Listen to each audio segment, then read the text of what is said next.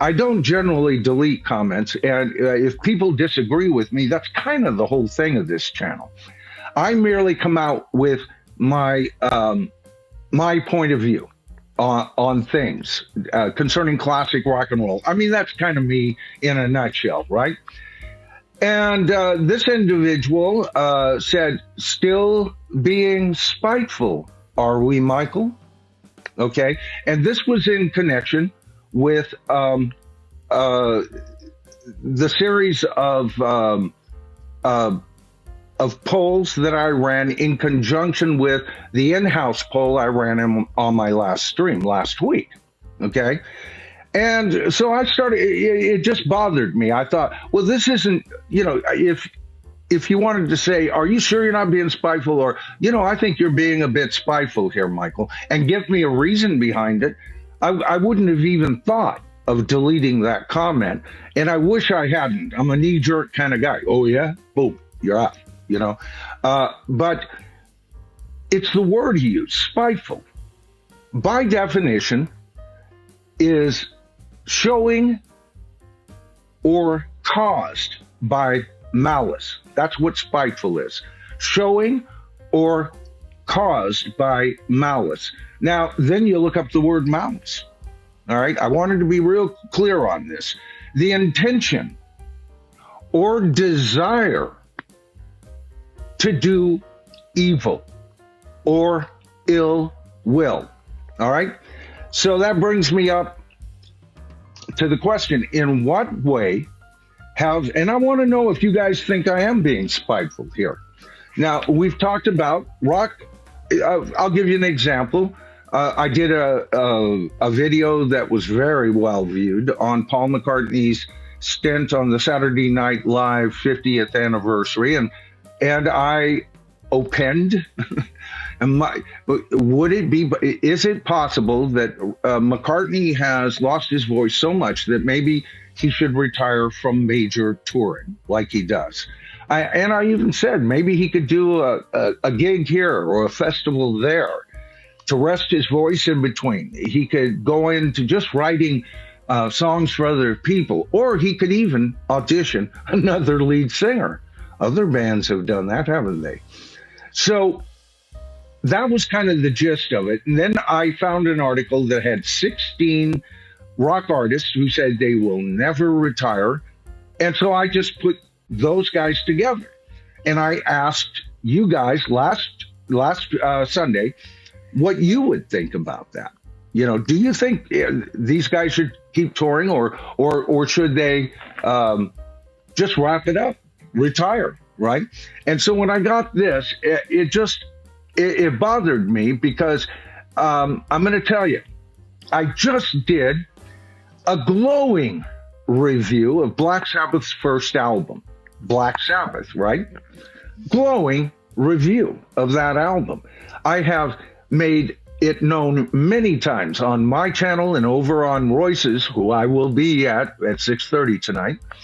See what I did there, Royce? Just in case you're out there, brother. I got your back. And it was a glowing, I consider it a classic rock masterpiece. All right? Now, that was just weeks. And if you have been following Royce and I over on the show, when we first heard that Black Sabbath was going to do a reunion show, all of us on the panel were going, oh my God, that would be great. That would be wonderful. Both Royce and I knew that Ozzy had medical conditions that stopped him from performing at the Rock and Roll Hall of Fame, even from standing. But I thought, well, since that time period, 6 months, and plus maybe his rehabilitation's going real good. They're projecting 6 months even further than the 6 months that had occurred at that point. Maybe there's good reason to think that this actually could happen. Then we started hearing things, right? And I've covered that till I'm blue in the face. So I suggested, and many of you did too, and we're going to cover that poll in a few minutes, especially concerning Ozzy, that maybe it's time for Ozzy to hang it up and all hopes and dreams of ever performing live again because of his condition, right?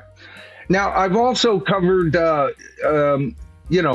tons of Beatle out. I've got dozens and dozens of Beatle videos, probably more than any other band, save maybe Led Zeppelin, on this channel. All right, and every single one of them are either a near masterpiece or an actual classic rock masterpiece, with the exception of maybe Yellow Submarine, although I have also said if they brought in the Yellow Submarine songbook, that would take care of that weakness. And I've never been real crazy about Beatles for Sale. All right. And I think a lot of people have explained that, right? But I have glorified Paul McCartney through his Beatles work, through his Wings work, and as a solo artist without Wings, okay?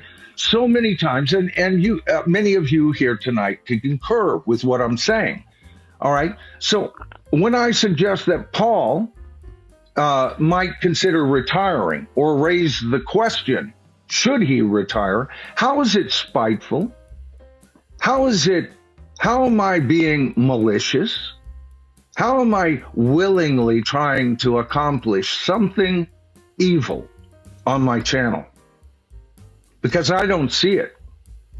If there is one human being on this planet that would be like the closest thing to the greatest rock icon on the planet for me, it would be Paul McCartney.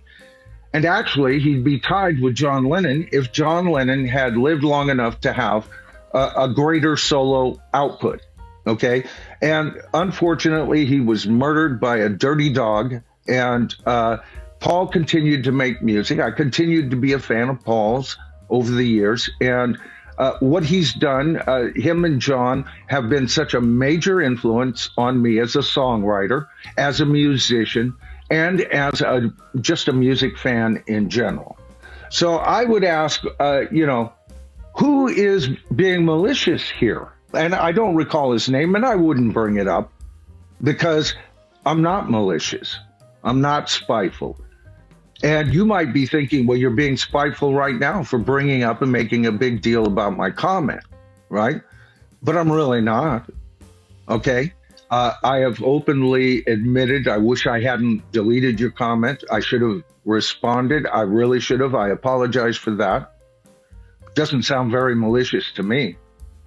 But to use such strong language with somebody who knows that's not in his own heart, well, you're going to get called out. This is live, baby.